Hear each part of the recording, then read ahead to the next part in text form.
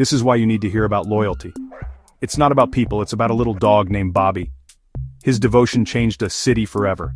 Meet Greyfriars Bobby, a small Skye Terrier with a huge heart. After his owner John Gray passed away in 1858, Bobby refused to leave his master's grave in Edinburgh, Scotland.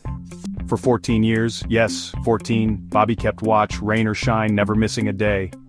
At first people tried to shoo him away, but soon locals brought him food, and the city made him a dog license and collar. Bobby became a symbol of loyalty and love, so famous that even tourists came to see him.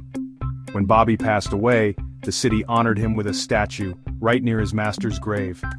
Today, Greyfriars Bobby reminds us, true devotion can change lives and inspire generations.